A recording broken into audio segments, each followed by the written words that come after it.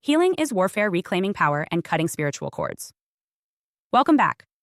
I'm Adeline Atlas, 11 times published author, and this is the Parental Abuse and Alienation in Spiritual Warfare series, where we decode generational patterns, dismantle spiritual strongholds, and walk survivors through the battle of soul reclamation.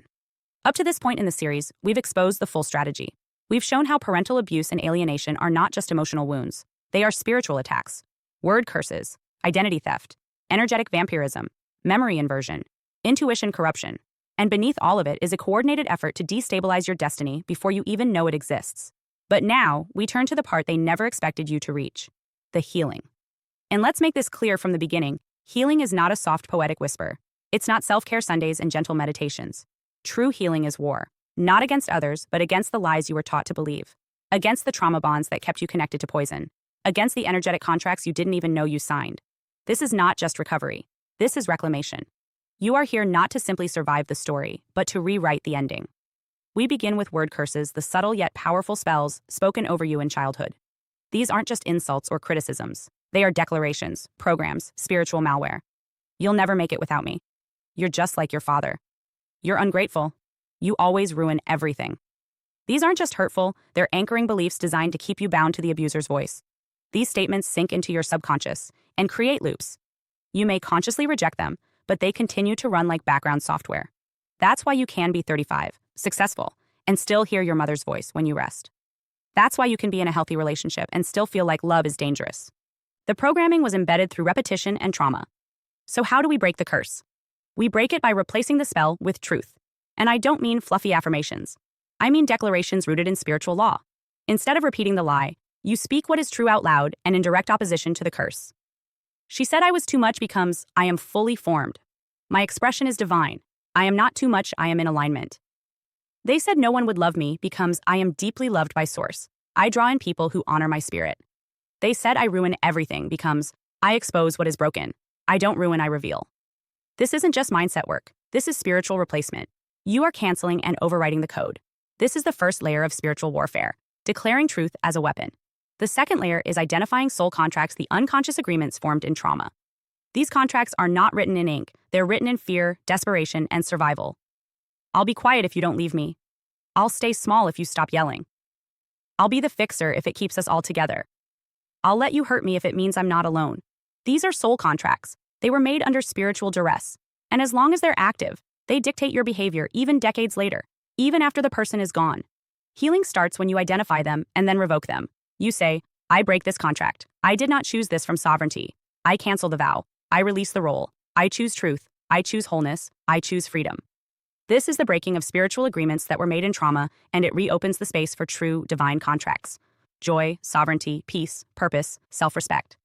But there's one more level most survivors never get to, and it's the deepest one: cutting energetic cords. What are cords?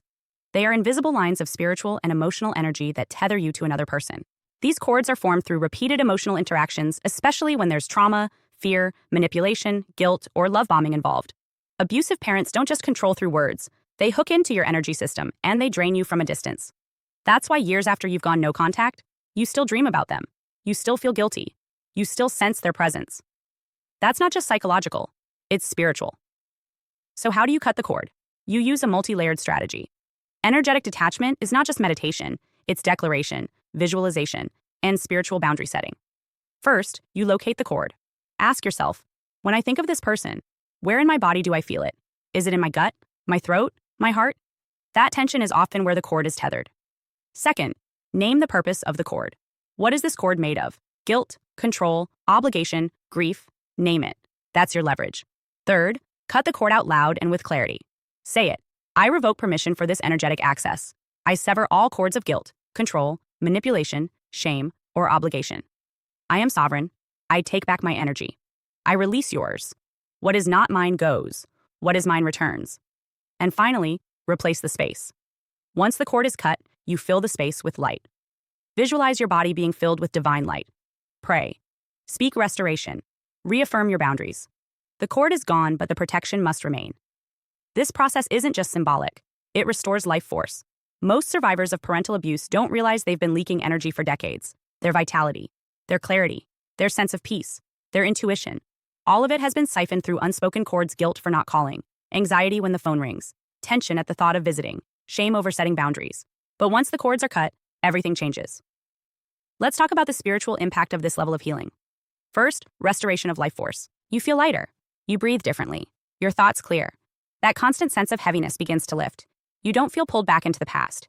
You stop rehearsing old arguments. You stop defending your truth internally. That energy, it's yours again. Second, intuitive clarity.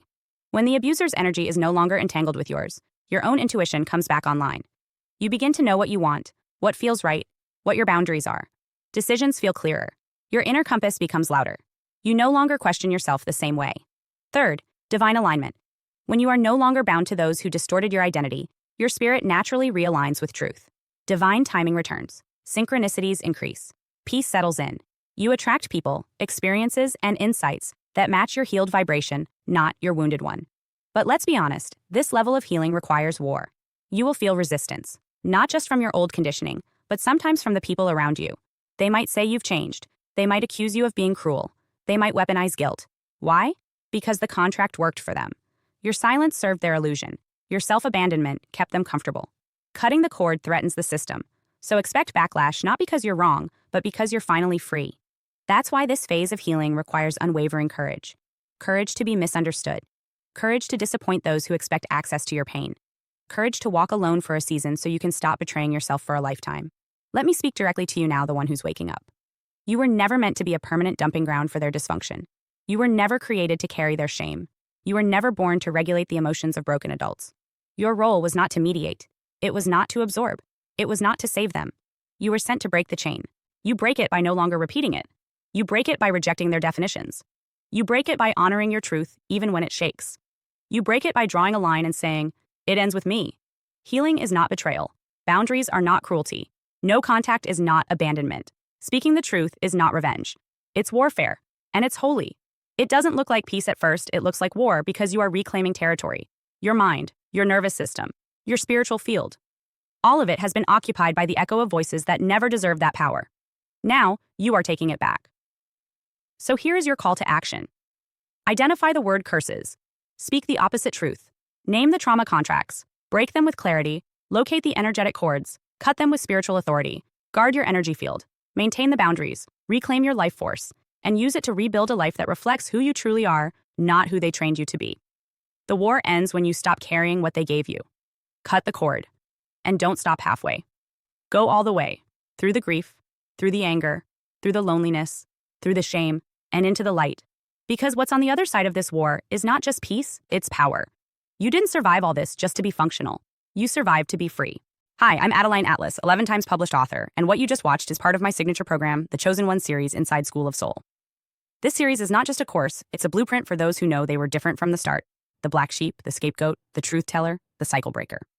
Inside, you'll discover the family roles playbook, the golden child, the scapegoat, the enabler, the lost child, and how to finally step out of the part you were cast in without consent. How the black sheep becomes the goat, turning rejection into radical transformation and leadership. How to break generational curses and rewrite ancestral contracts so the pain stops with you.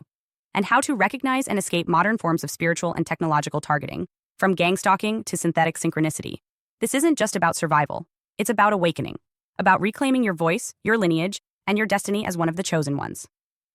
Click the link below to access the full series now, because the role ends the moment you decide it does, and the real script begins with you.